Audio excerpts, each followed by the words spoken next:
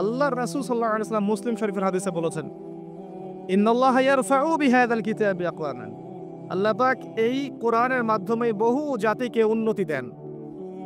ওয়া ইয়াদাউ বিহিল আখারিন, এবং অনেককে আল্লাহ পাক অপদস্থ করেন। আল কোরআন হুজ্জাতুন লাকা ওয়া আলাইক, এটা তোমার পক্ষে সাক্ষী দেবে অথবা বিপক্ষে সাক্ষী দেবে। সবকিছু কোরআন এবং হাদিসে আছে। এগুলোকে কেন্দ্র করে যদি আমরা ব্যাখ্যা, বিশ্লেষণ, গবেষণা না করি, তাহলে যুগ এবং জিজ্ঞাসার জবাব খুঁজে পাবো না। অবশ্যই গবেষণায় ভুল হতে পারে, ভুল হলে গবেষক শুধরে নেবেন। তার মানে এই নয় যে কোরআনের আয়াতগুলোর পিছনে যে লেখা আছে লাআল্লাহুম ইয়াতাযাক্কারুন, লাআল্লাকুম তা'কিলুন, লাআল্লাহুম ইয়াকিলুন, এই যে কথাগুলো আছে লাআল্লাহুম ইয়াতাফাক্কারুন, এই কথাগুলোকে আমরা অ্যাভয়েড করতে পারি না।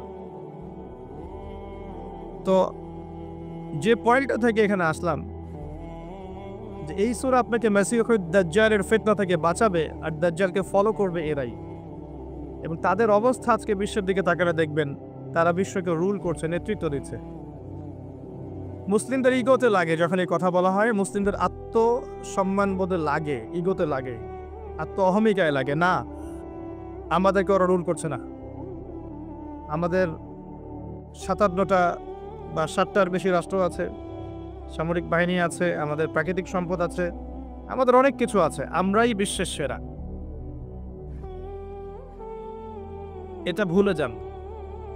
একসময় ছিলাম আমরা বিশ্বের সেরা, এখন আমরা বিশ্বের সেরা নই।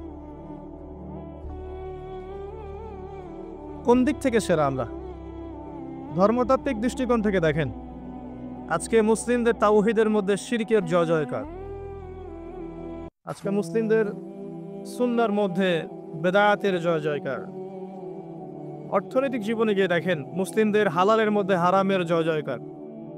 মুসলিমরা সুদ খাচ্ছে অবলীলায়, ঘুষ খাচ্ছে অবলীলায়, দুর্নীতি করছে, সম্পদ আত্মসাৎ করছে অবলীলায়, মিথ্যা বলছি, চুরি করছি, ডাকাতি করছি, ছিনতাই করছি, ধর্ষণ করছি, জিনা করছি, মাদক খাচ্ছি, পরনাশক্ত হচ্ছি, ক্যাসিনোতে যাচ্ছি, জুয়া খেলছি, দুনিয়ার প্রতি আসক্ত হয়ে গেছি মুসলিমরাই।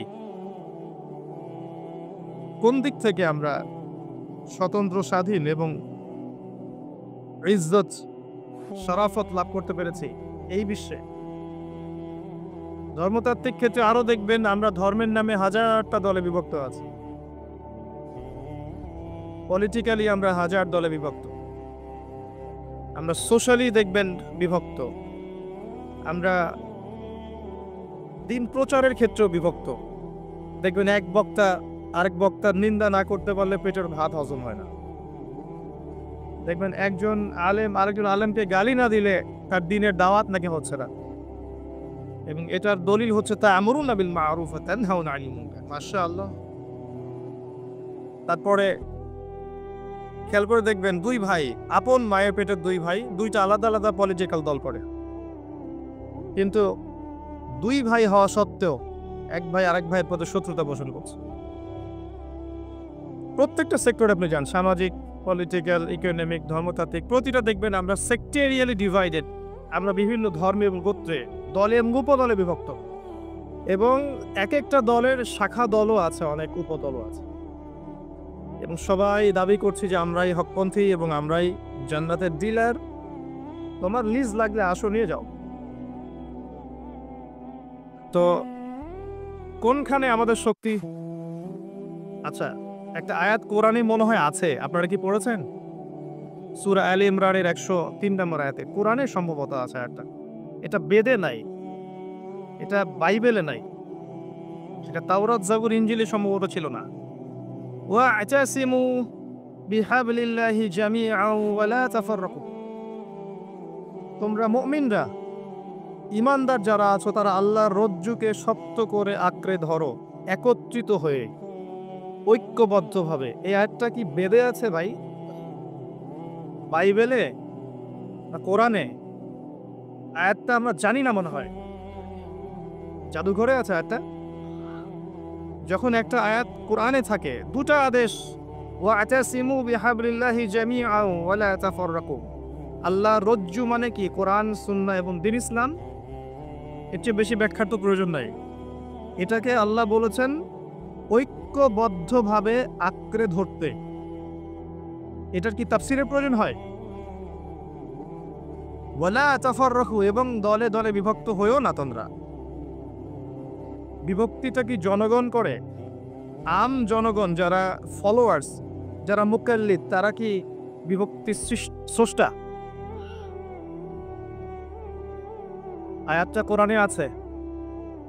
একটা আয়াত যখন স্পষ্ট কোরআনে থাকবে এবং আমরা চাক্ষুষ দেখেও পাশ কাটিয়ে যাচ্ছি, এটা কি কোরআনের অবমাননা নয়?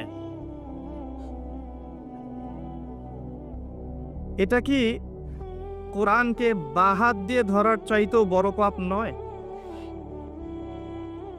এটা কি কোরআনকে অজু ছাড়া স্পর্শ করার চেয়েও বড় পাপ নয়? একজন অমুসলিম নাস্তিক মুরতাদ মনে করেন কোরআনকে পুড়িয়ে দিয়েছে, নাউযুবিল্লাহ, বা অবমাননা করেছে, তখন আন্দোলন হয় না?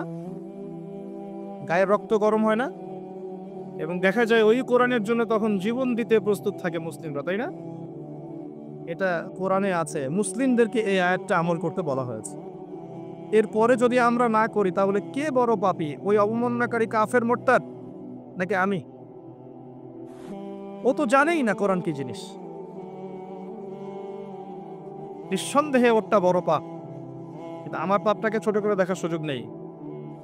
কোরআনে যখন আল্লাহ বলছেন ওয়ালা তাকরাবু জিনা, জিনার ধার কাছেও যেও না, তারপরেও যুব সমাজ আমরা যাচ্ছি, তাহলে এটা কি কোরআনের অবমাননা নয়? আল্লাহ পাক বলছেন ইত্তাকুল্লাহ, আল্লাহকে ভয় করো, ওয়াযারু মা বাকিয়া মিনার রিবা, সুদের অবশিষ্ট অংশ ছেড়ে দাও, ওয়া ইল্লাম তাফআলু, যদি তোমরা এটা না করো, ফা'যানু বিহারবিন মিনাল্লাহি ওয়া রাসূলিহি, ফা'যানু বিহারবিন মিনাল্লাহি ওয়া রাসূলিহি, যদি সুদ না ছেড়ে দাও তাহলে আল্লাহ এবং তার রাসূলের সাথে যুদ্ধের ঘোষণা শুনে রাখ। এটা কোরআনে আছে, আমি বানিয়ে বলিনি। এটা ওই কোরআনেই আছে যে কোরআন আপনার বাসায় আছে। জাস্ট সূরা বাকারাটা খোলেন, শেষের দিকে দেখেন, তৃতীয় পারায় আছে। এরপরেও আমাদের পুরো ইকোনমিক সিস্টেম সুদভিত্তিক। এটা কি কোরআনের অবমাননা নয়? নাকি শুধু অজু ছাড়া স্পর্শ করলে অবমাননা হবে? আল কোরআনের আলো ঘরে ঘরে জ্বালতে চাই, তাই না? 80% মুসলিম কোরআন তেলাওয়াত করতে জানে না।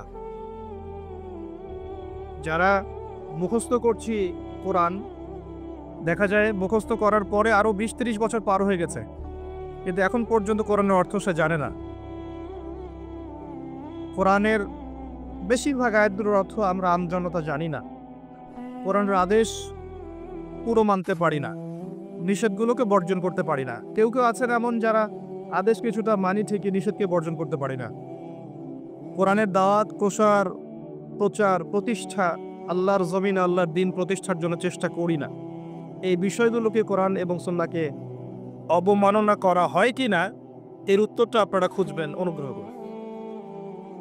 আল্লাহ পাক আমাদেরকে বোঝার তৌফিক দান করুন। এগুলো কোরআনে আছে এবং কোরআনকে নিয়ে আল্লাহ পাক চিন্তা ভাবনা করতে বলেছেন। আল্লাহ বলেছেন যে কোরআনকে আমি উপদেশ গ্রহণের জন্য সহজ করে দিয়েছি। সূরা কমার আয়াত নম্বর 17, 22, 32, 40 একই সূরায় 4 বার বলা হয়েছে। ওয়ালাকাদ ইয়াসসারনাল কুরআনা লিযিকর ফাহাল মিন মুদ্দাকির, নিঃসন্দেহে আমি কোরআনকে বোঝার জন্য, উপদেশ গ্রহণের জন্য সহজ করেছি। কেউ কি আছো উপদেশ গ্রহণকারী? কি উত্তর দিবেন আল্লাহ পাকের এই প্রশ্নের? আমরা জানি যে কোরআনের সবকিছু একজন সাধারণ মানুষের পক্ষে, ছাত্রের পক্ষে বোঝা সম্ভব নয়, কিন্তু মুহকামাত বিষয়গুলো কি বোঝা সম্ভব নয়, যেগুলো স্পষ্ট। আর যেগুলো আমরা বুঝবো না, নিঃসন্দেহে কোথায় যাবেন? হকপন্থী উলামায়ে কেরামের কাছে যাবেন, প্রশ্ন করবেন, জিজ্ঞাসা করবেন, উত্তর জেনে নেবেন। ফাসআলু আহলা যিকরি ইন কুনতুম লা তা'লামুন। এটাও কোরআনের উপরে আমল করা হলো। কোরআন দিয়ে যদি আপনি এখন বিশ্বটাকে দেখেন তাহলে ওই উত্তরটা পাবেন যে মাসিহুদ দাজ্জালের অনুসারীরা আজকে বিশ্বের শক্তিশালী আমরা নই। এবং সবচেয়ে মজার আরেকটা বিষয় আছে যে কিয়ামতের পূর্বে আসা সবচেয়ে বড় ফিতনাটাকে নিয়ে আমাদের খুব বেশি বইপত্র লেখা হয়নি, এবং ইনস্টিটিউশনগুলোতে হোক সেটা সেকুলার কনসেপ্টে বা ইসলামিক কনসেপ্টে মাসিহুদ দাজ্জালকে কেন্দ্র করে আলাদা কোনো সাবজেক্ট নাই, অথচ সে এই পৃথিবীর সবচেয়ে বড় ফিতনা। একটু বুঝাই তাহলে বুঝবেন ইনশাআল্লাহ। এখন সারা বিশ্বের দিকে আপনি তাকাচ্ছেন, দেখছেন যে মুসলিমরা বিভক্ত, আমাদের ঐক্য নাই, আমাদের শক্তি নাই, কোনো খিলাফা নাই, আমির নাই, নেতা নাই, আমাদের স্বতন্ত্র মিডিয়া নাই, স্বতন্ত্র প্রযুক্তি নাই, ইকোনমিক বেস নাই স্বতন্ত্র, আমাদের পলিটিক্যাল পাওয়ার নাই ইউনিভার্সাল, মানে আপনার ওয়ার্ল্ড ওয়াইড জিওপলিটিক্যালি মুসলিমদের উপর অত্যাচার হচ্ছে, হত্যা হচ্ছে, সুদ ঘুষ জেনা ব্যভিচার দুর্নীতি সব কিছু হচ্ছে। এই সমস্ত ফিতনাগুলোকে যদি একত্রিত করেন, এই সমস্ত ফাসাদগুলোকে যদি একত্রিত করেন, তারপরেও এটা মাসিহুদ দাজ্জালের চেয়ে ভয়ঙ্কর ফিতনা হবে না? তারপরেও এই সাবজেক্টটাকে নিয়ে আমাদের খুব একটা মাথা ব্যথা নাই। আল্লাহ পাক আমাদেরকে বোঝার তৌফিক দান করুন, আমিন। এবারে আসেন, এই সূরা আপনাকে এখান থেকে বাঁচাবে। তার আগে আপনাকে দৃষ্টিভঙ্গি পরিবর্তন করতে হবে। এই ফাউন্ডেশনের নাম দেখে ওই দৃষ্টিভঙ্গির কথা মনে পড়ল। একজন নবী বক্তব্য দিচ্ছিলেন, জনগণের মধ্যে একজন বললেন, আপনি খুব চমৎকার আলোচনা করেছেন, আপনি কি পৃথিবীর সবচেয়ে জ্ঞানী মানুষ? তিনি বললেন, হ্যাঁ, আমি পৃথিবীর সবচেয়ে জ্ঞানী মানুষ।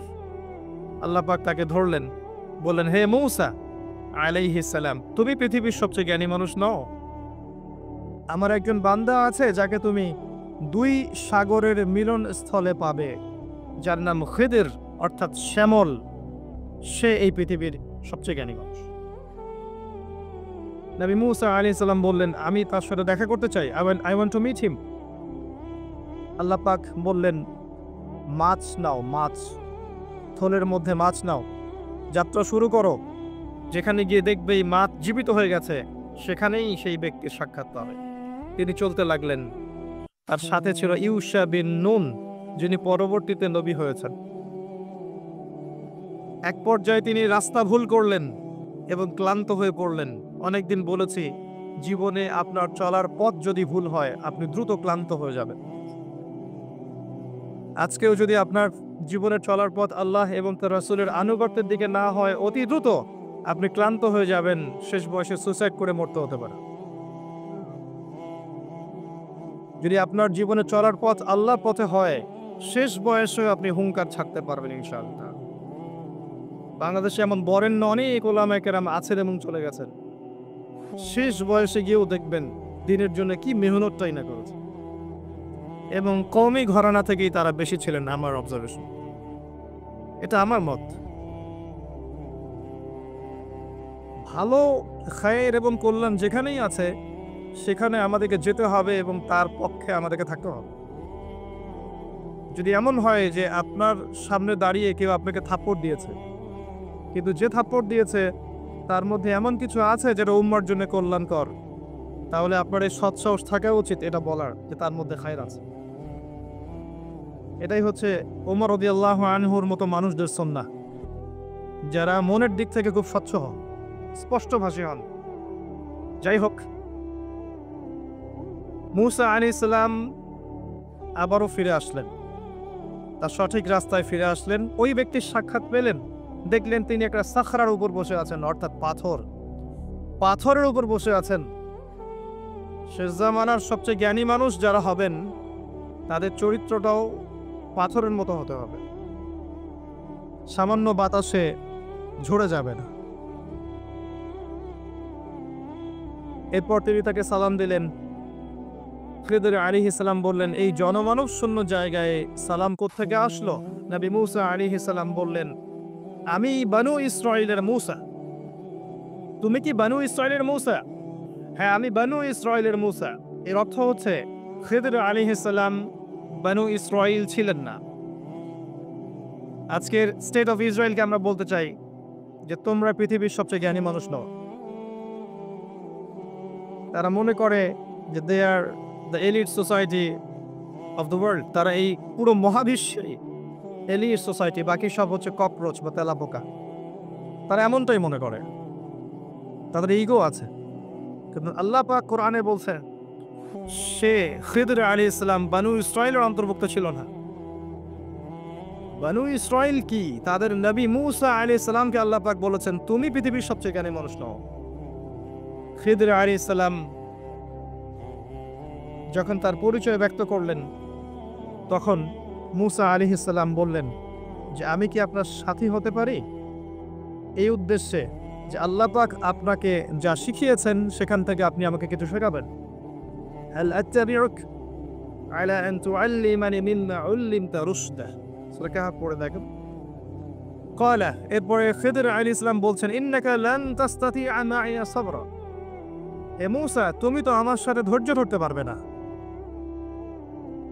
কেমন টিচার, স্টুডেন্ট আসছে শিখতে, টিচার বলছে তুমি তো সবর করতে পারবে না।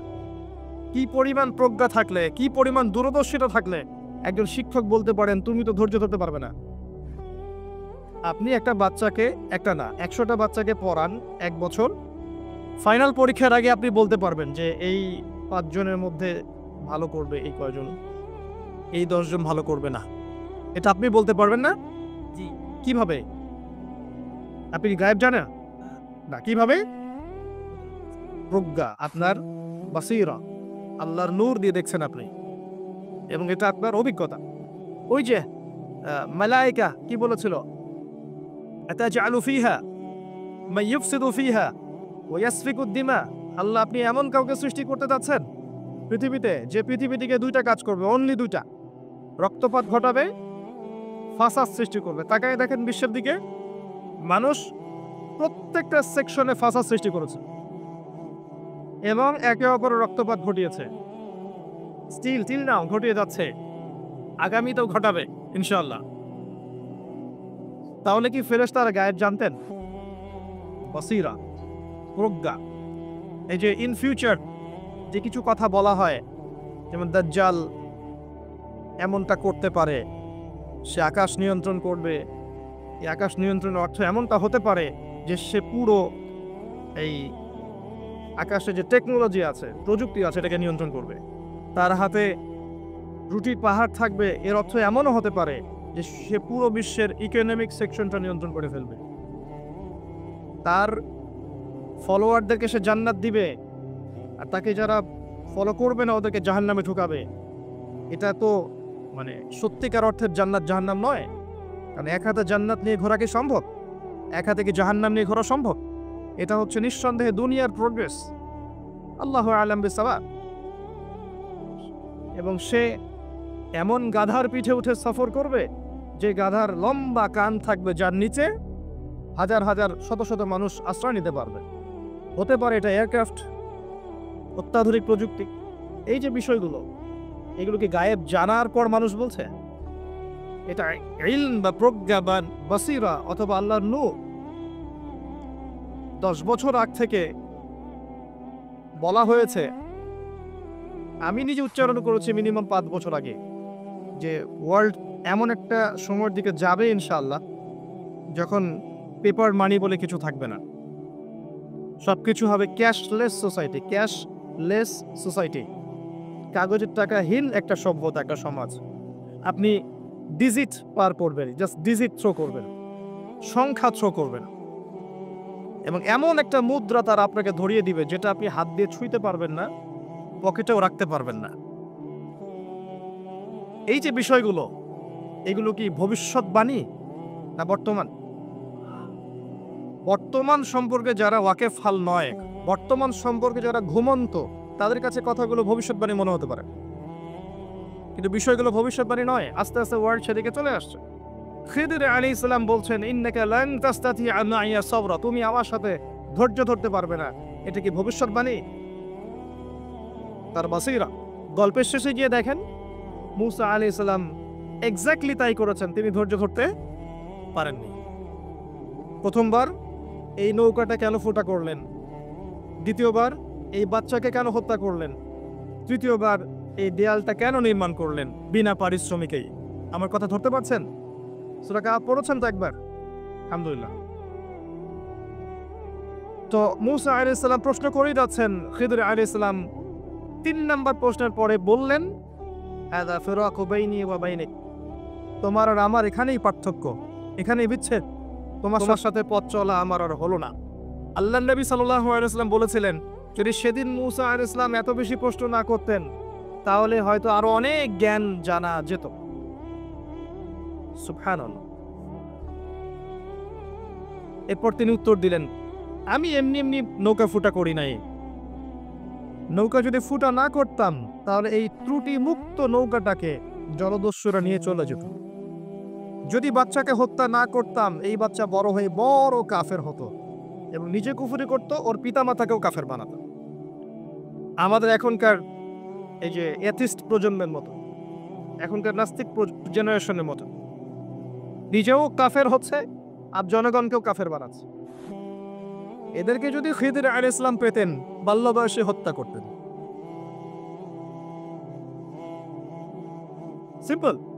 কারণ তিনি হত্যা করেছেন এমন একজন বালককে যে বড় হয়ে কাফের হতো, আল্লাহ তাকে জানিয়েছিলেন, এবং নিজে তো হতোই, অন্য মানুষদেরকেও করতো, পিতা মাতাকেও করতো। আর দেয়ালটা নির্মাণ করেছে এই কারণে, ওই দেয়ালের নিচে 2 জন ইয়েতিম বাচ্চার সম্পত্তি আছে যাদের পিতা মাতা সলেহ ছিল, সৎ ছিল। পিতামাতা সৎ হলে সন্তানদের ভবিষ্যতের দায়িত্ব আল্লাহ নিজে নিয়ে নেন। এই পিতামাতা কিন্তু বেঁচে নাই, সন্তান ছোট, পিতামাতা সৎ ছিলেন, আল্লাহ খিদির আলাইহিস সালামকে পাঠিয়ে তাদের নিরাপত্তার ব্যবস্থা করলেন। খেয়াল করেছেন? আপনি আমি যদি সৎ হই, আপনার আমার সন্তানকে নিয়ে এত টেনশন করার কিছু নাই। তাদের ভবিষ্যতের দায়িত্ব কে নেবেন? আল্লাহ নিয়ে নেবেন ইনশাআল্লাহ। ওই যে জাফর ইবনে আবি তালেব রাদিয়াল্লাহু আনহু মুতার যুদ্ধে শহীদ হয়েছিলেন, তখন তার বাচ্চারা ছোট ছোট ছিলেন। নবী সাল্লাল্লাহু আলাইহি ওয়াসাল্লাম জড়িয়ে ধরে এই বাচ্চাদেরকে জড়িয়ে ধরে কেঁদেছেন অঝোর নয়নে। তিনি একজন মানুষ ছিলেন, আর এটা আল্লাহর রহমত যে তিনি কেঁদেছেন কষ্টে। তাকে আল্লাহ দেখিয়েছেন এই যে মুতার যুদ্ধ, যেখানে মাত্র 3000 মুসলিম সৈন্য আর 2 লক্ষ রোমান সৈন্য, যুদ্ধ কি সম্ভব? এরপরেও মাত্র 12 জন সাহাবী শাহাদাত বরণ করেছেন এই যুদ্ধে। 3000-এর মধ্যে মাত্র 12 জন, তার মধ্যে 3 জন সেনাপতি, একজন যায়েদ ইবনে হারেসা, নাম মুখস্থ রাখবেন। 2 নম্বর আব্দুল্লাহ ইবনে রাওয়াহা রাদিয়াল্লাহু আনহু, 3 নম্বর জাফর ইবনে আবি তালেব রাদিয়াল্লাহু আনহুম আজমাইন। একজন শহীদ হচ্ছেন, আল্লাহ রাসূলকে দেখানো হচ্ছে, তিনি বলছেন এই মাত্র যায়েদ শহীদ হলো, এই মাত্র আব্দুল্লাহ ইবনে রাওয়াহা শহীদ হলো, এই মাত্র জাফর শহীদ হলো। এখন পর্যন্ত নবী সাল্লাল্লাহু আলাইহি ওয়াসাল্লামকে যদি আমরা সালাম জানাই, দরুদ পড়ি, আল্লাহর ফেরেশতারা এই দরুদগুলো কালেক্ট করে নবী পর্যন্ত পৌঁছে দেন। তো জাফর রাদিয়াল্লাহু আনহুর শাহাদাতের সময় নবী সাল্লাল্লাহু আলাইহি ওয়াসাল্লাম খুব কষ্ট পেয়েছেন, মনক্ষুণ্ণ হয়েছেন। কিছুক্ষণ পরে আবার মুচকি হেসেছেন। তখন সাহাবীরা জিজ্ঞাসা করেছেন যে আপনি হাসছেন কেন ইয়া রাসূলুল্লাহ সাল্লাল্লাহু আলাইহি ওয়াসাল্লাম? নবীজি বলছেন সাল্লাল্লাহু আলাইহি ওয়াসাল্লাম, আমি এইমাত্র দেখলাম জাফর আমাকে সালাম দিয়ে গেছে, এইমাত্র দেখলাম যে তাকে তার 2 কাটা হাতের বিনিময়ে আল্লাহ পাক 2টা জান্নাতের পাখা দিয়েছে, এবং এটা দিয়ে সে জান্নাতে ঘুরে বেড়াচ্ছে এবং ফল খাচ্ছে। তার বাচ্চাদেরকে নবী সাল্লাল্লাহু আলাইহি ওয়াসাল্লাম আদর করেছেন, কেঁদেছেন। ওই বাচ্চা বড় হয়ে পরবর্তীতে তার বাবা যে পথের পথিক ছিল, তারাও সেই পথের পথিক হয়েছেন। তাদের বাচ্চার ভবিষ্যৎ নিয়ে টেনশন করতে হয়েছে? হয়নি। পিতামাতা সৎ হলে বাচ্চা কাচ্চার ভবিষ্যতে টেনশন করতে হয় না। একটা কথা বলতে চাই, এই 3 জন সাহাবী শাহাদাত বরণ করার পরে আল্লাহ রাব্বুল আলামিনের একজন তরোয়াল সাইফ, তিনি পতাকা হাতে নিয়েছেন এবং তার হাতে আল্লাহ পাক এই যুদ্ধে মুসলিমদের বিজয় দান করেছে। তার নাম কে বলতে পারবেন? শুকরান। খালিদ বিন ওয়ালিদ রাদিয়াল্লাহু আনহু জীবনের একটা বড় পর্যায় পর্যন্ত ইসলামের বিপক্ষে ছিলেন, এমনকি উহুদের যুদ্ধে মুসলিমদের বিপক্ষে ছিলেন। তার একার শৌর্যবীর্যে উহুদের দিন মুসলিমদের মধ্যে অনেক সাহাবী শহীদ হয়ে গেছে, এবং প্রায় 70 জন, এবং মুসলিমদেরকে একটা বিপর্যয়ের সম্মুখীন হতে হয়েছে একজনের কীর্তির কারণে, খালিদ বিন ওয়ালিদ রাদিয়াল্লাহু আনহু। শোনেন, উমর রাদিয়াল্লাহু আনহু অস্ত্র হাতে বের হয়েছেন নবী সাল্লাল্লাহু আলাইহি ওয়াসাল্লামকে হত্যা করার জন্য। সেই ওমর রাদিয়াল্লাহু আনহুকে আল্লাহ পাক ইসলামের দ্বিতীয় খলিফা বানিয়েছেন। সেই খালিদ বিন ওয়ালিদ রাদিয়াল্লাহু আনহুকে আল্লাহ পাক মুতার যুদ্ধে এমন শৌর্যবীর্য দিয়েছিলেন যে তিনি বলছেন আমার হাতে ওই দিন 9টা তরোয়াল ভেঙেছে। কয়টা? 9টা তরোয়াল আমার হাতেই ভেঙেছে। তাহলে চিন্তা করেন কতজন কাফেরকে সে জাহান্নামে পাঠিয়েছে। আমি একটা বিষয় বলার জন্য কথাটা বললাম। এখন যারা ইসলামের বিপক্ষে আছে প্রত্যেকটা সেকশনে উপর থেকে নিচ পর্যন্ত কাউকে আন্ডার এস্টিমেট করবেন না। সবার কাছে ইসলামের দাওয়াত পৌঁছাতে হবে। এমন হতে পারে এখন যারা ইসলামের স্পষ্ট বিরোধিতা করছে এই মানুষগুলোর মধ্য থেকেও আল্লাহ পাক ওমর এবং খালিদ বের করতে পারে। ইসলাম সাম্প্রদায়িকভাবে দাওয়াত দিবেন, আমভাবে সবার কাছে ইসলামের দাওয়াত পৌঁছে দেওয়ার চেষ্টা করতে হবে। আল্লাহ পাক তৌফিক দান করবেন। খিদির আলাইহিস সালাম 3টা কাজের কারণ ব্যাখ্যা করলেন। এখান থেকে আপনার দৃষ্টিভঙ্গিটা হচ্ছে এমন, নবী মূসা আলাইহিস সালাম বাহ্যিক চোখ দিয়ে দেখেছেন, আর খিদির আলাইহিস সালামের কাছে আল্লাহর নূর, প্রজ্ঞা এবং বাসীরা ছিল। কথা কি বুঝতে পারছেন? নবী মূসা আলাইহিস সালামের কাছে বাহ্যিক চোখে আপাত দৃষ্টিতে মনে হয়েছে এটা খারাপ, এটা ঠিক নয়, এটা অনুচিত, কিন্তু খিদির আলাইহিস সালাম দূর পর্যন্ত দেখতে পাচ্ছিলেন এবং তিনি প্রত্যেকটা বিষয়ের গ্রহণযোগ্য কারণ ব্যাখ্যা করেছেন। দৃষ্টিভঙ্গি হচ্ছে আপনার এমন, এই জামানায় যদি আপনি ফিতনা থেকে বাঁচতে চান, আপনি যদি ফিতনাময় পরিবেশে সমস্যাগুলো ফাইন্ড আউট করতে চান, করণীয় ফিক্স করতে চান, বাহ্যিক চোখ দিয়ে সবকিছু দেখলে হবে না। খিদির আলাইহিস সালামের মতো হৃদয়ের চোখ উন্মুক্ত করতে হবে, হৃদয়ের কান উন্মুক্ত করতে হবে এবং কলব দিয়ে উপলব্ধি করার চেষ্টা করতে হবে। আল্লাহ পাক তৌফিক এনায়েত করুন। সূরা কাহফ এই দৃষ্টিভঙ্গি নিয়ে পড়ার চেষ্টা করবেন। ইসলাম, বর্তমান বিশ্ব, বর্তমান অর্থনীতি, বর্তমান রাজনীতি, বর্তমান পরিস্থিতি, ফিতনা ফাসাদ সবগুলোকেই শুধু বাহ্যিক চোখ দিয়ে দেখলে আপনি ভুল করবেন। বাহ্যিক চোখ দিয়ে দেখা শিখিয়েছে পশ্চিমা সভ্যতা। তারা মানব জাতিকে শিখিয়েছে যে জ্ঞান সেটাই যেটা পরীক্ষা নিরীক্ষা পর্যবেক্ষণের মাধ্যমে লাভ করা যায়, এর বাইরে জ্ঞানের কোনো অস্তিত্ব নেই। কাদের সুন্নাহ? সূরা বাকারাতেই আছে, ওয়াইজ কুলতুম ইয়া মূসা, যখন তোমরা বলেছিলে হে মূসা, লান নুমিনা লাক হাত্তা নারাল্লাহা জাহরা, ততক্ষণ পর্যন্ত আমরা তোমার প্রতি ঈমান আনবো না যতক্ষণ না আল্লাহকে চাক্ষুষ দেখছি। আমরা এই যে চাক্ষুষ দেখার দর্শন কোত্থেকে আসছে? ওদের থেকেই আসছে।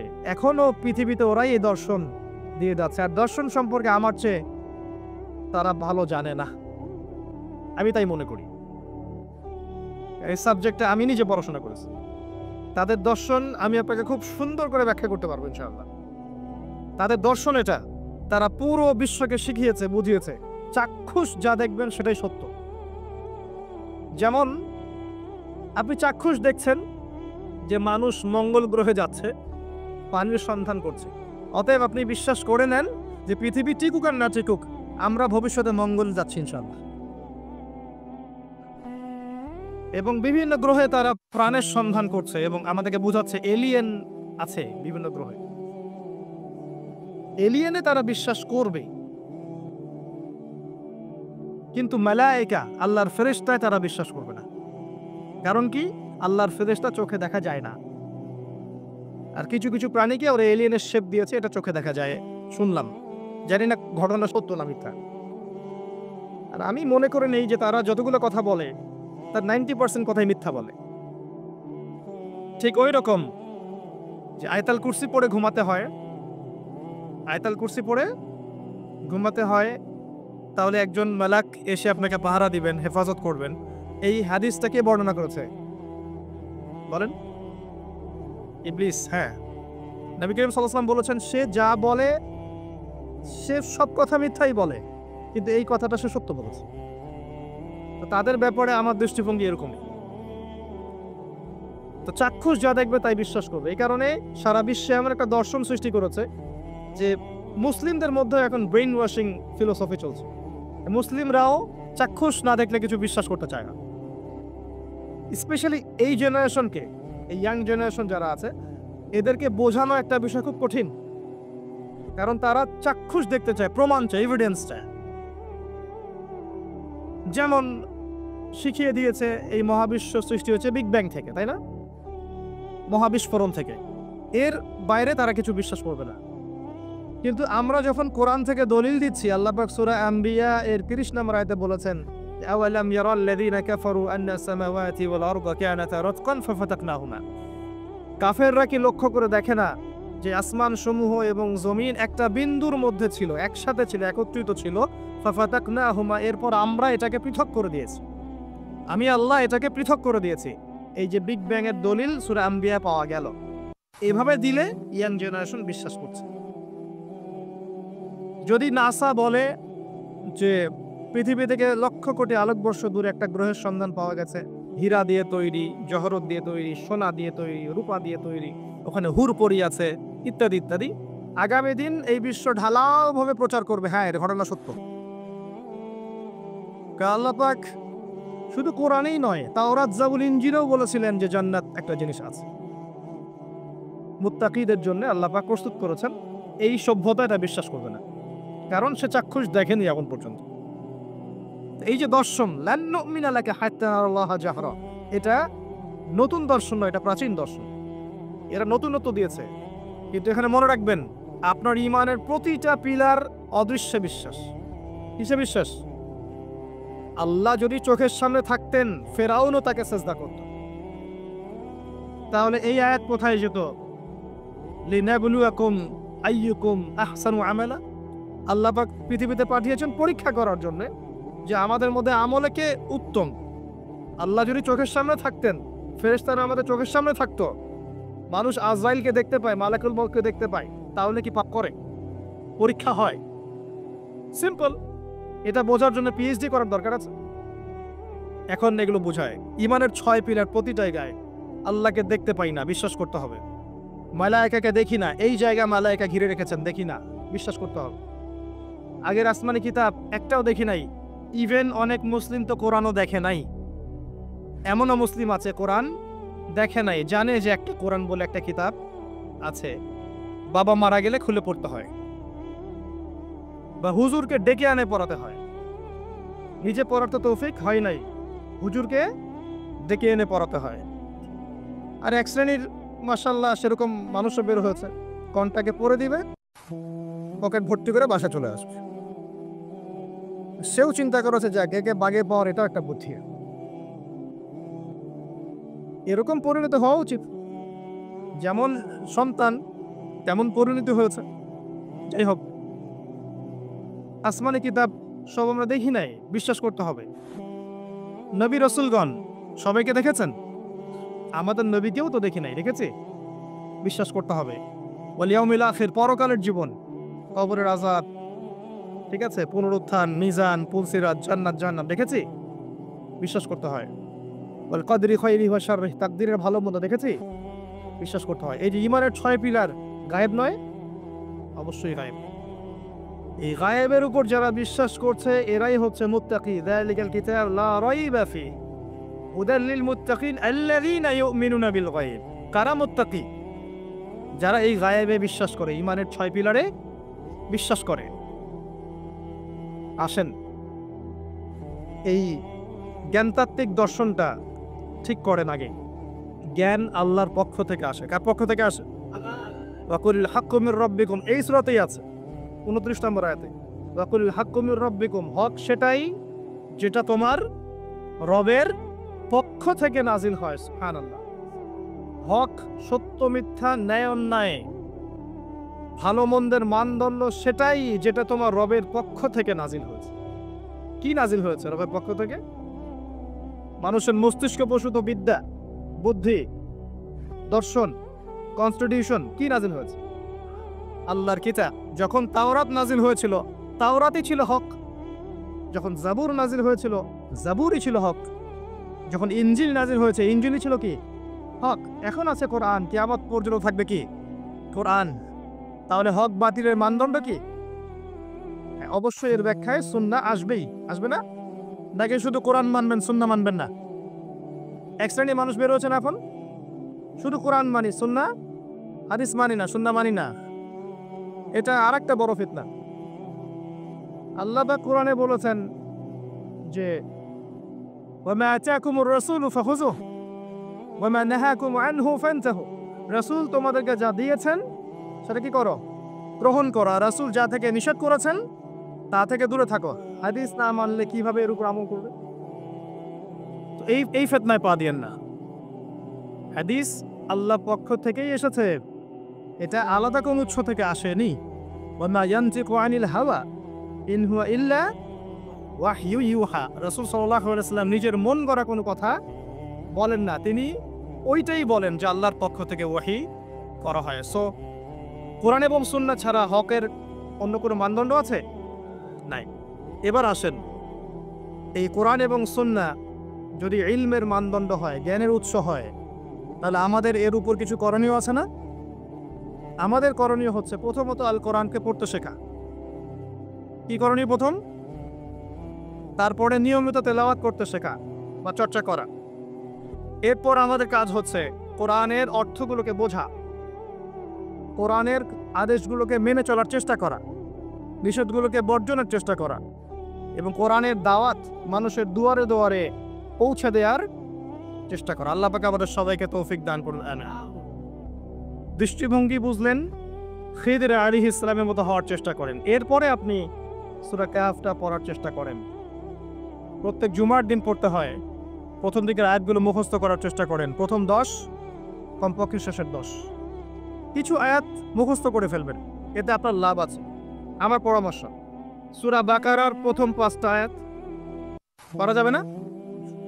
সূরা ফাতিহা এটা তো পারেন মাশাআল্লাহ, সূরা ফালাক, নাস, ইখলাস, সূরা কাফিরুন, সূরা বাকারার 255 নম্বর আয়াত আয়াতুল কুরসি, শেষের 3টা আয়াত, তারপরে আপনার সূরা হাশরের শেষের 3 আয়াত, সূরা জিন প্রথম 10, সূরা কাহফ প্রথম 10 শেষের 10, সূরা মুলক, সূরা ইয়াসিন, সম্ভব হলে সূরা আর রহমান, সূরা ওয়াকিয়া।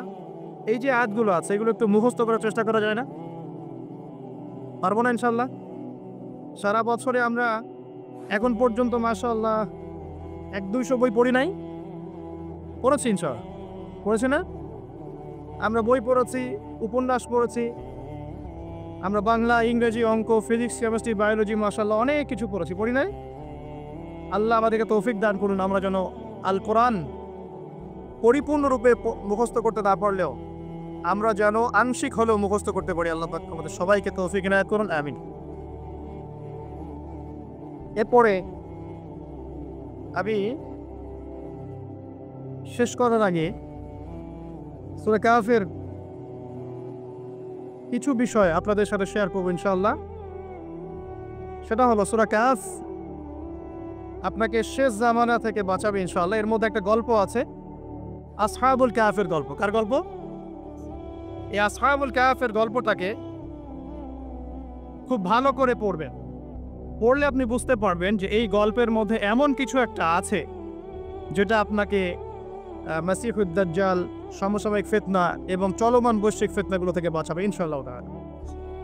তাদের মূল কাজটা ছিল এই যে তারা ঈমান নিয়ে এসেছিল, প্রথমে ঈমানটা গোপন রেখেছে, এরপর ঈমানটাকে প্রকাশ করেছে, ঈমানের দাওয়াত মানুষকে দিয়েছে।